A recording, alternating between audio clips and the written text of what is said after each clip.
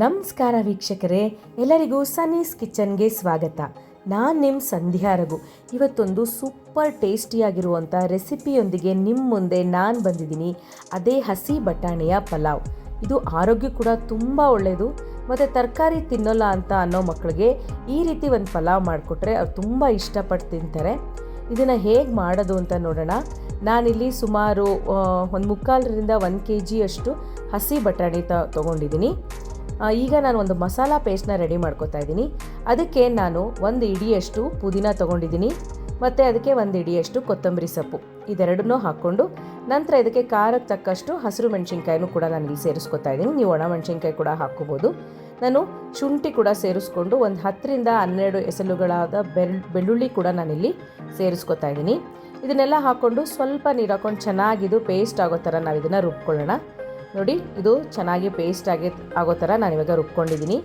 ಈಗ ಒಂದು ಕುಕ್ಕರ್ಗೆ 2ರಿಂದ 3 ಸ್ಪೂನಷ್ಟು ಎಣ್ಣೆ ಹಾಕೋತಾ ಇದ್ದೀನಿ ಮತ್ತು 1 ಸ್ಪೂನಷ್ಟು ತುಪ್ಪ ಕೂಡ ಸೇರಿಸ್ಕೊತಾ ಇದ್ದೀನಿ. ತುಪ್ಪ ಇರಲಿಲ್ಲ ಅಂದರೂ ಪರವಾಗಿಲ್ಲ, ಎಣ್ಣೆಲೇ ಮಾಡ್ಬೋದು. ತುಪ್ಪ ಹಾಕ್ಕೊಂಡ್ರೆ ಸ್ವಲ್ಪ ಟೇಸ್ಟ್ ಡಿಫ್ರೆಂಟ್ ಆಗಿರುತ್ತೆ ಮತ್ತು ಚೆನ್ನಾಗಿರುತ್ತೆ.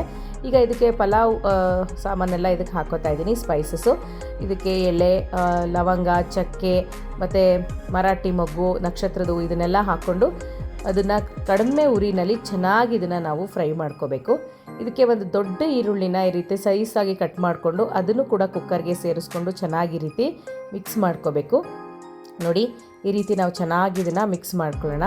ಇದು ಕಲರ್ ಎಲ್ಲ ಚೇಂಜ್ ಆಗಬೇಕು, ಗೋಲ್ಡನ್ ಬ್ರೌನ್ ಕಲರ್ ಬರಬೇಕು. ಸೊ ಆ ರೀತಿ ಆಗೋವರೆಗೂ ನಾವು ಇದನ್ನು ಚೆನ್ನಾಗಿ ಮಿಕ್ಸ್ ಮಾಡಿಕೊಂಡು ಈಗ ಆವಾಗಲೇ ರುಬ್ಬಿಟ್ಕೊಂಡಿದ್ವಲ್ಲ ಪುದೀನ, ಕೊತ್ತಂಬರಿ ಸೊಪ್ಪು, ಹಸಿರು ಮೆಣಸಿನ್ಕಾಯಿ ಮತ್ತು ಶುಂಠಿ, ಬೆಳ್ಳುಳ್ಳಿ ಅದನ್ನೆಲ್ಲ ನಾವಿವಾಗ ಪೇಸ್ಟ್ ಮಾಡ್ಕೊಂಡಿರೋದನ್ನು ಇದಕ್ಕೆ ಹಾಕ್ಕೊಂಡು ಹಸಿ ವಾಸನೆ ಹೋಗೋವರೆಗೂ ಚೆನ್ನಾಗಿ 1 ನಿಮಿಷ ಇದನ್ನು ನಾವು ಈ ರೀತಿ ಹುರ್ಕೋಬೇಕಾಗತ್ತೆ. ಈಗ ಹಸಿ ಬಟಾಣಿನ ನಾನು ಇದಕ್ಕೆ ಸೇರಿಸ್ಕೊತಾ ಇದ್ದೀನಿ. ಈಗಂತೂ ಹಸಿ ಬಟಾಣಿ ಕಾಲ. ಸೊ ಈ ರೀತಿ ಒಂದು ರೆಸಿಪಿನ ಟ್ರೈ ಮಾಡಿ ನೋಡಿ, ತುಂಬ ಚೆನ್ನಾಗಿ ಬರುತ್ತೆ ಮತ್ತು ಇದು ಪ್ರೋಟೀನ್ ರಿಚ್ ಆಗಿರೋದ್ರಿಂದ ಆರೋಗ್ಯ ಕೂಡ ತುಂಬ ಒಳ್ಳೆಯದು. ನೋಡಿ, ಇವಾಗ ಇದನ್ನು ಚೆನ್ನಾಗಿ ಈ ರೀತಿ ಮಿಕ್ಸ್ ಮಾಡ್ಕೊಳ್ಳೋಣ.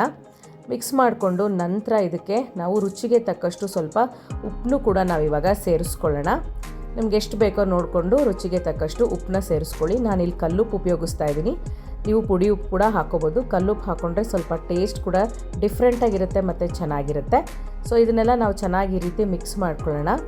ಇದನ್ನೆಲ್ಲ ಮಿಕ್ಸ್ ಮಾಡ್ಕೊಂಡು ನಂತರ ಈಗ ನಾನು 2 ಲೋಟದಷ್ಟು ಅಕ್ಕಿನ ತೊಳೆದು ರೆಡಿಯಾಗಿ ಇಟ್ಕೊಂಡಿದ್ದೆ. ನಾನು ಅಕ್ಕಿನೇನು ನೆನೆಸಿಟ್ಟಿಲ್ಲ.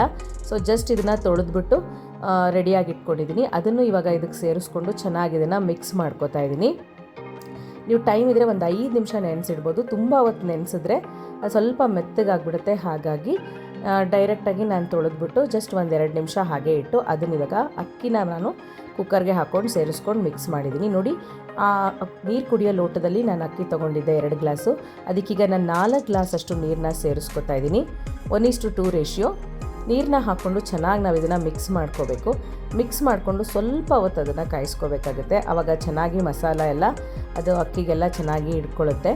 ಇದೆಲ್ಲ ಹಾಕ್ಕೊಂಡಿದ್ದ ನಂತರ ನಾನು ಇದಕ್ಕೆ ಸ್ವಲ್ಪ ಬಿರಿಯಾನಿ ಪೌಡರ್ ಅಂತ ಸಿಗುತ್ತೆ. ಸೊ ಅದನ್ನು ಸ್ವಲ್ಪ ಟೇಸ್ಟಿಗೆ ನೋಡ್ಕೊಂಡು ಹಾಕ್ಕೊಳ್ಳಿ. ಆಲ್ರೆಡಿ ಹಸಿರು ಮೆಣಸಿನ್ಕಾಯಿ ಹಾಕ್ಕೊಂಡಿದ್ದೀವಿ. ಆ ಬಿರಿಯಾನಿ ಪೌಡರ್ ಕೂಡ ಸ್ವಲ್ಪ ಖಾರ ಇರುತ್ತೆ. ನೋಡಿಕೊಂಡು ಎಷ್ಟು ಬೇಕೋ ಹಾಕ್ಕೊಳ್ಳಿ. ಅದು ಹಾಕ್ಕೊಳ್ಳೋದ್ರಿಂದ ಟೇಸ್ಟ್ ಅಂತೂ ತುಂಬ ಚೆನ್ನಾಗಿ ಬರುತ್ತೆ. ಸೊ ನಾನು ಸ್ವಲ್ಪ ಒಂದು ಅರ್ಧ ಸ್ಪೂನಷ್ಟು ನಾನು ಬಿರಿಯಾನಿ ಪೌಡರ್ನ ಹಾಕ್ಕೋತಾ ಇದ್ದೀನಿ, ಬಿರಿಯಾನಿ ಮಸಾಲ ಪೌಡರ್ನ. ಇದನ್ನು ಹಾಕ್ಕೊಂಡ ನಂತರ ಚೆನ್ನಾಗಿ ನಾವು ಮಿಕ್ಸ್ ಮಾಡ್ಕೊಳ್ಳೋಣ. ಜಸ್ಟ್ ಒಂದು ಸ್ವಲ್ಪ ಹೊತ್ತು ಆ ಥರ ಕುದಿ ಬಂದರೆ ಸಾಕು. ಲಿಡ್ನ ಕ್ಲೋಸ್ ಮಾಡಿ ಮೀಡಿಯಮ್ ಉರಿನಲ್ಲಿ ನಾವು 2 ವಿಷಿಲ್ ಬರೆಸ್ಕೊಂಡ್ರೆ ಸೂಪರ್ ಟೇಸ್ಟಿಯಾಗಿರುವಂಥ ಹಸಿರು ಬಟಾಣಿಯ ಪಲಾವ್ ರೆಡಿಯಾಗಿಬಿಡುತ್ತೆ. ಇದನ್ನು ನೀವು ಚಟ್ನಿ ಜೊತೆ ಕೂಡ ತಿನ್ಬೋದು, ರಾಯ್ತಾ ಜೊತೆ ಕೂಡ ತಿನ್ಬೋದು. ತುಂಬ ಟೇಸ್ಟಿಯಾಗಿರುತ್ತೆ.